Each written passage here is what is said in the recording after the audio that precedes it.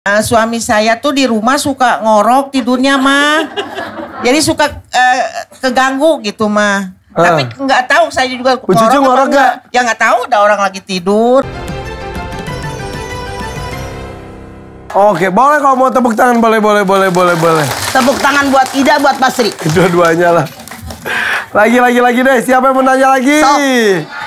Ini saya nih, Bu. Mangga. Sok. Assalamualaikum warahmatullahi wabarakatuh. Waalaikumsalam. Saya Cucu Kurniasi dari MT Anur, Bandung, mau bertanya sama Mama. Silakan, tanya Mama yuk. Ayo. Begini mah, suami saya tuh di rumah suka ngorok tidurnya mah. Jadi suka keganggu gitu mah. Tapi nggak tahu saya juga ngorok nggak? Ya nggak tahu, ada orang lagi tidur gitu. Emang ngoroknya parah banget? Ya, keganggu kayak aja. gimana ngoroknya? Ya gimana ya? Nah kalau udah keganggu gimana?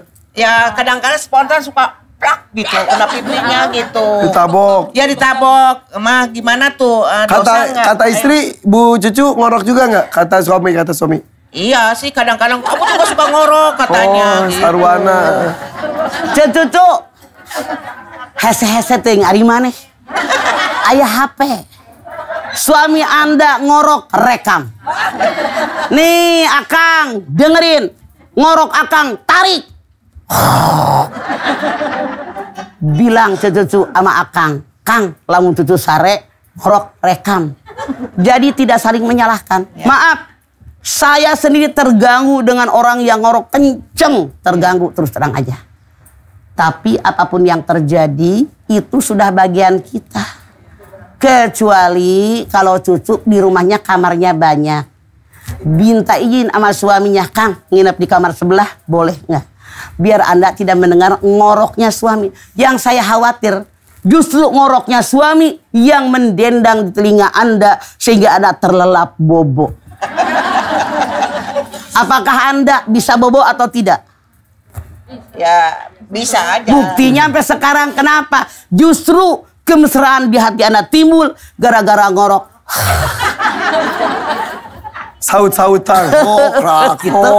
Jadi punten, tidak ada yang sempurna ya Bu. Ya. Kalau saling menyalahkan, ngoroknya kenceng. Makanya saya bilang tadi, suaminya ngorok rekam. Istrinya ngorok rekam. Bandingkan mana yang paling keras. Jangan saling menyalahkan. Karena Anda diberikan jodoh oleh Allah, orang yang setimpal dengan Anda. Sekarang saling memperbaiki. Bahkan dulu lagi di asrama saya itu kalau ada orang ngorok pakai garam. Gitu. Sekali lagi, kalau rumah Anda lega, ada kamar yang lain, izin sama suami. Boleh nggak nginep sebelah? Yang saya khawatir karena tidak mendengar ngorok suami, Anda gelisah. Ya Allah, nggak ada musik di kedengeran itu. Misalnya seperti itu. Jangan menyalahkan. Ini udah bagian kita. Anda milih dia yang ngorok. Kenapa dulu nggak dengerin dulu ngoroknya? Itu dinikmati aja suatu saat. Betul, akan rindu dinikmati. dengan suara ngoroknya itu. Ya. Contoh. Ada orang yang cerita sama saya. Dia sebel banget sama lakinya. Nyebelin itu laki. Klek, meninggal. Begitu berapa bulan dia akan menikahkan anaknya, nangis sampai di karpet. Ya Allah mama, mau ngawinin anak, nggak ada tempat berunding. Masya Allah. Harusnya ibu berpikir, alhamdulillah suami masih hidup. Orang suaminya meninggal dunia. Orang yang ribut, curhat, suaminya cerewet, nyebelin dan seterusnya. Suaminya meninggal. Begitu dia mau menikahkan anaknya, datang lagi. Ya Allah mama, kalau bapaknya masih hidup ada tempat berunding. Tuh kamari mah yang gera-gera maut. Udah maut, sekarang nyesel tempat berunding. Jadi bersyukur dengan apa yang ada. Manusia itu kurang syukur, kufur nikmat. Alhamdulillah suami saya masih hidup. Orang lain suaminya udah pada meninggal. Begitu. Coba kalau seandainya suami meninggal duluan, Anda pasti kangen dengan ngoroknya. Ya. Begitu cucu. Ya begitu Pak. Bu, Emma. Atur nuhun, Mas. Assalamualaikum warahmatullahi wabarakatuh. Waalaikumsalam warahmatullahi wabarakatuh. Pan, cucuna sadek gitu komo nini namanya. Nah, gitu deh. Oke. Mas satu lagi boleh Mas? Sok, dua deui kita naon. Nah ini silakan Ibu. Mangga. Assalamualaikum warahmatullahi wabarakatuh. Waalaikumsalam.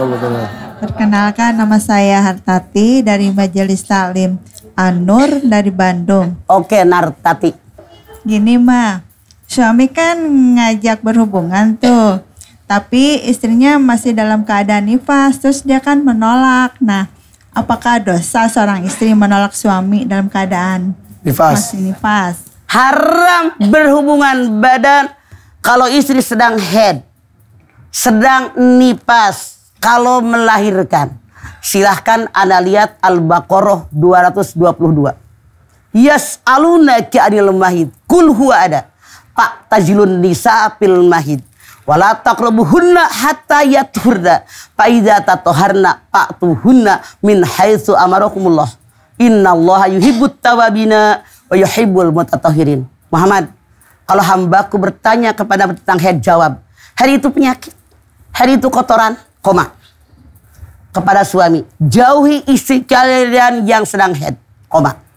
Datangi mereka kalau sudah suci, haidnya sudah habis, sudah keramas, boleh datangi di tempat yang aku tentukan, kata Allah. Allah menyukai orang taubat, Allah menyukai orang yang bersih. Dari ayat ini jelas bahwa perempuan yang sedang menstruasi wajib dihindari hubungan badan, itu hukumnya haram.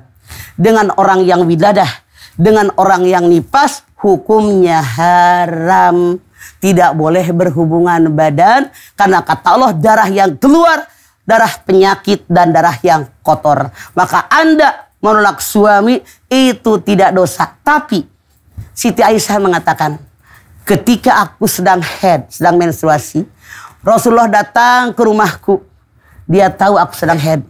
Aku diperintahkan pakai kain basahan. Kain basahan teh lamun diurang mas sarung. Bisa terang sarung? Sarung di talian, di ual-ual. Maka dari pusat sampai atas, dari lutut sampai bawah, itu boleh diapa-apain. Yang tidak boleh dari pusat sampai lutut. Di sini ada 3 pendapat ulama. 1. Ulama pertama mengatakan perempuan yang sedang haid, perempuan yang wiladah, wiladah itu melahirkan, perempuan yang sedang nifas, yang wajib dihindari kata ulama yang pertama yaitu tempat keluarnya darah tok. Akhirnya mana yang pinggir kiri, pinggir kanan, tenanawan. Yang penting jangan di tempat keluarnya darah. 2. Ulama kedua mengatakan yang tidak boleh disentuh, tidak boleh diraba-raba oleh suami dari muli pusat sampai lutut. Khawatir terbangkitkan birahinya. Titik. Ulama ketiga mengatakan yang harus dihindari oleh suami ketika istri sedang haid, sedang wiladah, sedang nifas, seluruh tubuh. Yang khawatir ketika disentuh tubuh yang lain akan seret ke tubuh yang lain. Seperti itu. Oke, ada beberapa pendapat. Silakan 3 pendapat. Mana, ya, Mah, ya. Hanya tempat keluarnya darah, pusat sampai lutut, seluruh tubuh. Anda mau ambil yang mana? Monggo, semua ulama ada dalilnya. Begitu. Oke. Sudah cukup? Terima kasih Mama atas penjelasannya. Wassalamualaikum warahmatullahi Waalaikumsalam. wabarakatuh. Assalamualaikum warahmatullahi wabarakatuh. Itulah luar biasanya Islam ya. Ya, Masalah semua seperti di Quran jelas. Ada aturannya. Ada solusinya. Iya. Wah, alhamdulillah. Makasih juga Mama selalu memberikan solusi apapun permasalahan yang ada di semua lengkap di Quran, di Sunnah Rasul.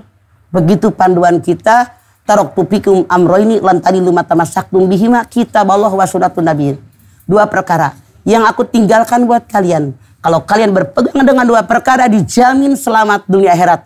Mana yang 2 perkara? Al-Quran dan Sunnah Rasul, itu panduan kita. Siap, insya Allah kalau begitu. Mau kalau gitu, boleh doa untuk kita sebelum kita pisah? Yuk. Silakan, Ma. Angkat tangan yuk.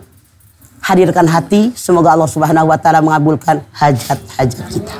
Bismillahirrahmanirrahim. Alhamdulillahirabbil alamin. Hamdan syakirin, hamdan naimin, hamdan yuwafi ni'amahu wa yukafi mazidah. Ya Rabbana lakal hamdu wa lakas syukru kama yanbaghi li jalali wajhikal karimi wa azimi sultanik. Allahumma sholli ala sayyidina Muhammad wa ala ali sayyidina Muhammad. Ya Allah, jadikanlah rumah tangga kami semua rumah tangga yang sakinah, mawaddah, warahmah.